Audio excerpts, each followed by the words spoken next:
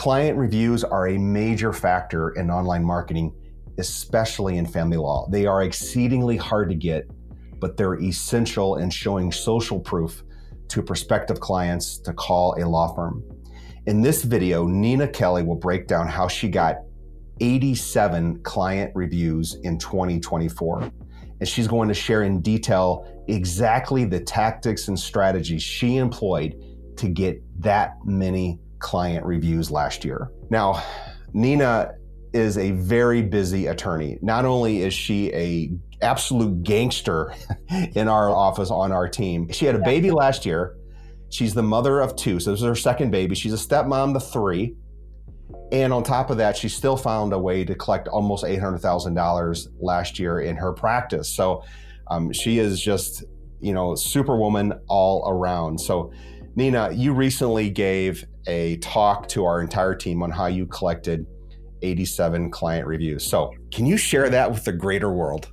Yes, I'd be happy to. So like I said when I talked to the firm, I didn't want the talk to turn into a client experience talk, but those two go so hand in hand. That's like where I always start, because if you don't have a happy client or a satisfied client, they're not going to go out of their way to leave you a review, because why would they, right? And as far as divorce and custody clients go, I don't know, this could be true for all legal realms, I'm not sure. But I think communication is really the number one thing of how to keep a happy client and give good client experience. To give everyone perspective on your clients, so I looked the numbers up before our show here today, but you took on 71 clients last year, is what I read. In terms of that, those are your funded clients from last year. You may, I'm sure, had some from the year before that carried over and so forth. But okay, so you have, at any one time, you've got 40 to 55 clients or so, right? Right. Yep. I try to keep it around there. And so it's not,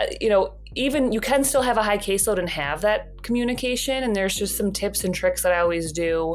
If I'm going to be emailing the opposing counsel or the judge or whatever, I always forward it to my client. I don't even a lot of time put anything in the email to the client. I'm just like, to the opposing counsel, hey, can you get back to me on these settlement revisions or whatever it is, and forward it to them so they know that you're not just sitting on their case, right? We do this for a living, right? We have all these cases, and I think a lot of attorneys just kind of see it that way. But when it's the client, like, this is their entire life. Like, their life is hinging on, are they going to have enough retirement? Can they afford their mortgage payment after the child support? Are they going to see their kids? Like, this is probably all they think about, like 90% of the day.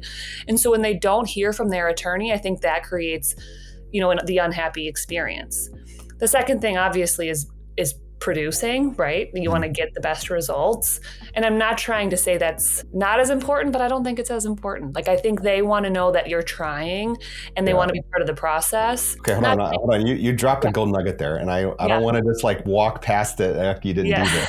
No, interrupt me when you need to. All right. So in family law, right, where we practice, you said something that I think is massively important. And you talked about the results are not as critical as we lawyers think they are versus the experience that clients felt. Unpack that. So obviously, as a litigator, I'm very competitive, and I think all attorneys are very competitive, and we want to do a good job, and we kind of assume that's what the client wants. Like, okay, they'll pay get the most amount of alimony or maintenance, we call it in Illinois. And so we kind of just assume if that's our end game is the result. But the client, of course, they don't want horrible results, right? Nobody does, and they want the best result. But the most important thing is that they're part of the process. They know why a time is taking the amount of time it is, right? They understand your strategy. If you are putting all of my legal mind and work, into their case and trying to strategize, because I do that most of the day, right? Settlement negotiations or whatever we're doing. I want to let the client in on that so that they understand what's happening. They know that you're working for them. They know their money is going somewhere. They're part of the process, and they're not kind of in the dark. I really do think that's slightly more important than the actual results. Yeah, I agree with that. I actually had a client recently where I think I mentioned this when I talked to the firm about this, but we lost. flat out lost. It was a very specific motion. We should have lost, and it wasn't actually my fault at all. It was she had a prior attorney who did a horrible drafting error, and she came in and I said, listen, I'm going to try to fix this for you. We're probably not going to win because this was horrible draft. Like, I don't know what to tell you. You're probably going to be out this money. Mm-hmm. Said, well, let's just try. We tried. The judge flat out said no. So she had already paid. It's not like she's getting a refund. The work was there. But I was so, communicative with her. She would text me to ask for a call probably once a week, and I might call her in the car to update her, whatever it is. And she would made a point to say, thank you so much. I'm going to refer you to people, left me reviews, and we lost, right? So it wasn't about the result. It was about the fact that she had legal representation that she was comfortable with and that was working for her. Yeah, well, you showed her that you cared about her by just communicating with her. That was more than anything. You told her through your actions, I care about you, care about your case. This is what's going on. Right, exactly. Yeah. So I will say I don't lose often, but when I do, no. I know it still stings, right? You still got it. For you, I know you, and I know how competitive you are. I've seen you play bags before, and how you can get really into it.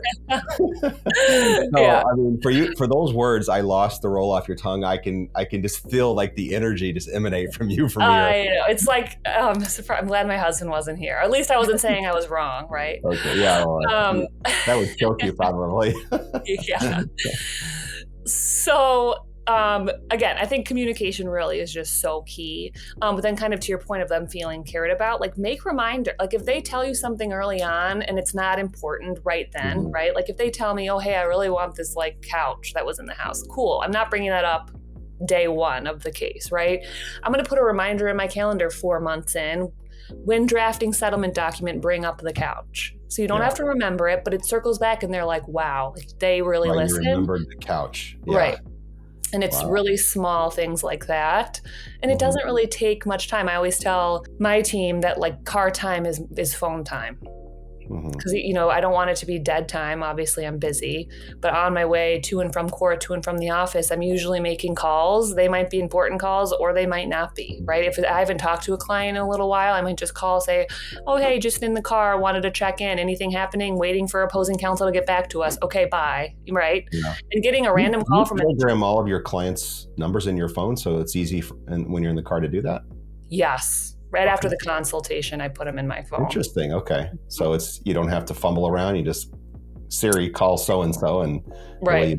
Okay. Yeah. I would say I'm clear too when I talk to them for the first time, they do have my work cell phone and my email.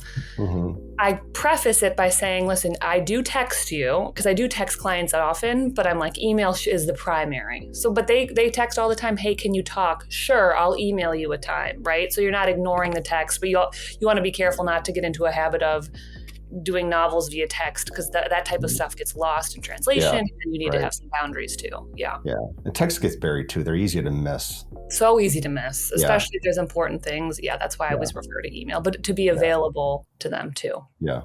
Well, hello, Jeff here. My team and I put out a weekly newsletter designed for family law practitioners to help you grow and build your practice. So if you go to my website at jsterlinghughes.com, that's Hughes, it's jsterlinghughes.com, and subscribe. It would mean the world to me. And what I will do for you there is I will send you weekly content to help you build and grow your practice, as well as news and developments in the greater world of family law. Thank you, and back to the show. And just summarizing where you're at so far is obviously getting good reviews starts with giving the client a great experience, all right? And correct. How you do that, over-communicate, constant communication, updates, letting them know you care, setting expectations in the right way. Yep. Okay. And I think you have to start there, right? Because if they have a bad experience, you're done. You're not getting a review, right? It kind of just ends there. The second thing is, I think, setting expectations so that they're not too disappointed in the outcome, because in a divorce, there's never really a winner, right? It just it's just a sliding scale. And to be honest, if I have clients that come and they say, well, I'm not going to pay any child support. I'm like, well, let me be the first to tell you that you are, right?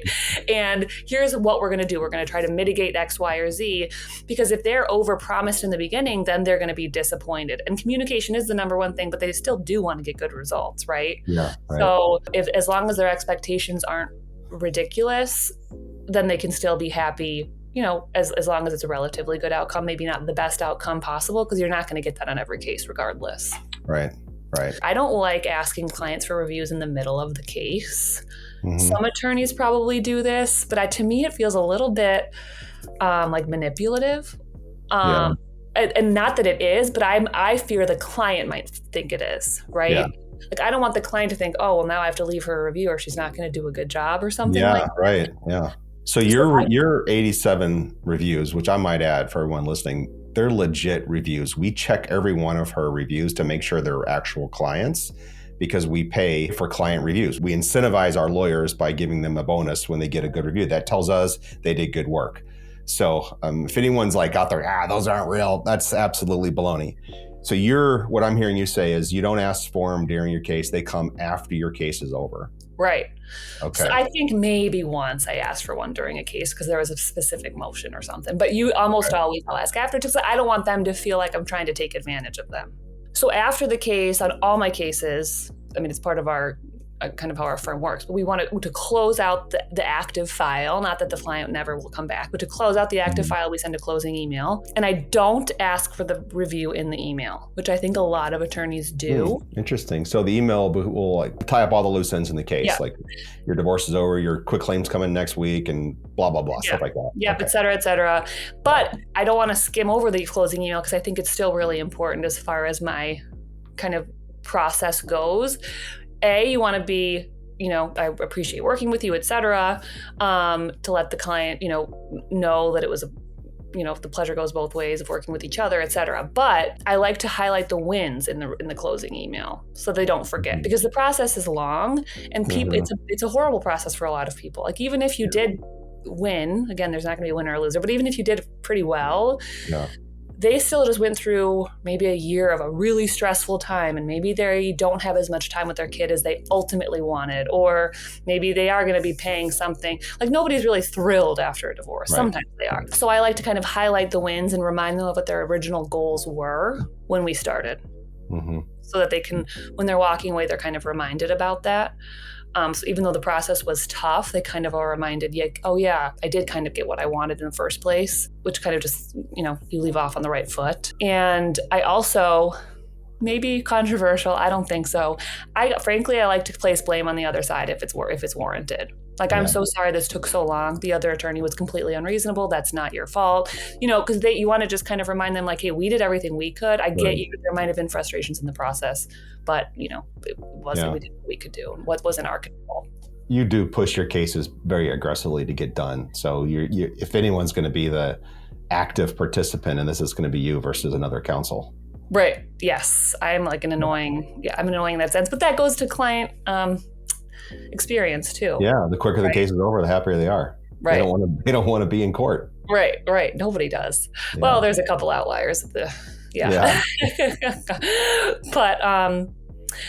so I send the closing email, and then after the closing email, depending on the client, I might do it the same day. I might wait a couple days. I will shoot them a text. Sometimes I'll send a separate email, but usually it's text, because I do text my clients fairly regularly on small things. And I don't just send the links and say, oh, that'd be great, because then it kind of seems automated, and they actually might think it's automated, because we do have automated emails and texts in our firm, as you know. Yeah. And if people think it's automated, I don't think they'd do it. It's like, I get automated stuff for reviews and I don't do it, right? It doesn't really feel like, it doesn't feel personal. So I actually send a text and I ask, hey, it would really help me and future clients if you could leave a review. Let me know if you'd be willing to do that. Right. And then I actually wait for a response. Sometimes people don't respond, because frankly, it's kind of rare. It's rare that they don't respond? It's rare that they don't respond. Really? Okay. Yeah. Because you're asking them a direct question. What? Yeah. To your text. To my text. Yeah. Okay. And I don't even know if I've ever had somebody say no. I've had people not respond, rare, but sometimes. But almost always they say, yeah, no problem. I would love to, because you just represented them, you listened to them, you communicated with them, you reminded them of the wins, and they're done, right? So then if they say, then I will send them the specific links. Okay. So you'll send them a link to like our Google page. And then you'll send them a link to Facebook as well? Yes. Okay, got it. So you make it easy on them. They get the link. They just simply got to hit click or click the link, and then they go and they can say what they want to say. Yeah. So, and the 87 reviews, those were all 4-star or 5-star reviews. Right. Last year. Yeah. Okay. Wow. Yeah. So well, congratulations on that. That's a huge accomplishment. 87 in a year. Thank you. Impressive. I try, but my clients are great too. I mean, I think it helps when you kind of establish a good rapport. Yeah. And I will say too, when you ask somebody a favor, I would say I read this somewhere, but I'm sure I probably saw it on some Instagram or something. Mm-hmm. But it's when you ask somebody a favor and they know it's a favor, they're actually more likely to do it. Whereas if you just send it, it's like people want to help. It's interesting how you do it in 2 steps. You'll ask for the favor, wait for the response, then send them the ability to follow through on it. Correct. What do you do when they say, yes, I'll do it? You send them the link and 3 days goes by and you haven't seen it pop up. So if they don't, if I don't see it come through, because the other frustrating thing is that the reviews are actually a little bit delayed on Google because now they have to verify that it's a real person and stuff. So if a client says they left me one, it doesn't come up right away because I checked. Facebook actually does. Okay.